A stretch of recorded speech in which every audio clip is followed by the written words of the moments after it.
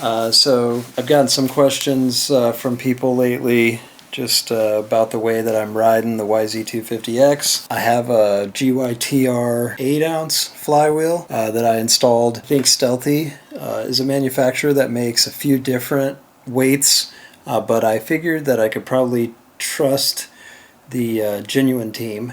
So I put that one on and I could not be happier. The bike is still ludicrously snappy and has that great opportunity to get on the pipe and just get a little crazy, and then I can just run it so low that basically I can just forget about the clutch and climb hills with the throttle alone.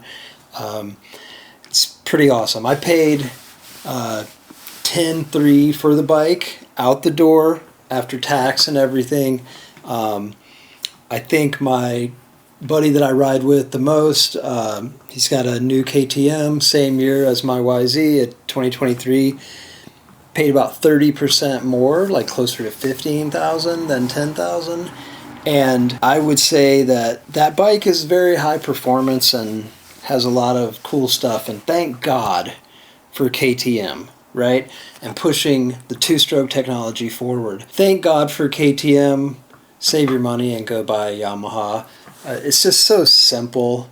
I never have any problems. I foul a shitload of plugs, but that's probably just because I suck at starting two-strokes. I don't know. I've never been able to... I get too excited. I've never been able to consistently warm the bike up enough because I'm ready to freaking ride, man. You know, in my work as a software engineer, I can be very calm and calculating.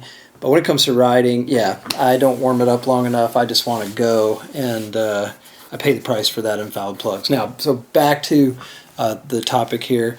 Thank God for KTM, but go buy a Yamaha. If you just want a simple ride, if you really want to enjoy the technical of riding,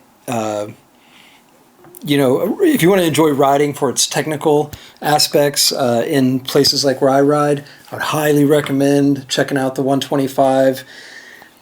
If you want to make up for a lack of skill and drag race your way out of situations, go for the 250.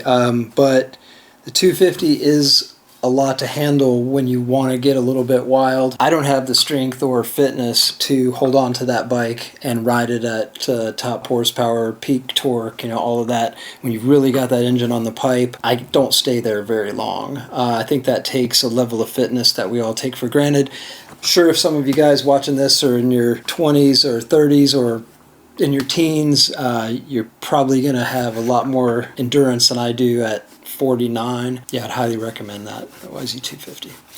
So, and also, I can't say enough about the flywheel. That is absolutely incredible. That's something you got to do. Go check out some of my latest videos and shorts. You'll hear the way I'm running that engine.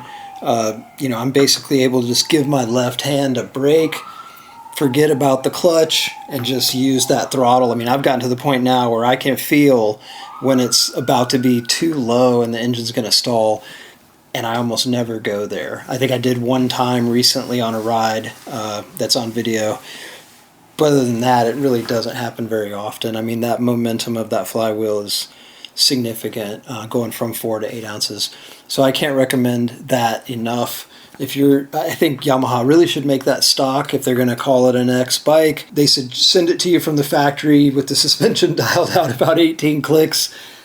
Maybe not that much, but and they should also put the 8-ounce flywheel in there if you're riding the kind of woods I am. But you know, at the same time, I guess up here in the Pacific Northwest, we ride really tight technical stuff. As you know, I think it gets worse in Canada. It just gets more like your trials riding on a dirt bike, to be honest, in Canada, but I've commented on that before, and I will be going back soon. My closest riding partner doesn't have his EID or passport right now, so we've been riding in the States, but I actually can't wait to go back up to Canada. I just feel riding up there, your front and rear tire patch have to be exactly in the right spot at all times. You cannot let it get a little bit wild because you will come off the trail. At least, again, at my skill level, I will come off the trail. Maybe you wouldn't, but I got about 40 years of riding under my belt, so I tend to be able to control the bike pretty well, and I found that place to be horrific. Anyway, that's it.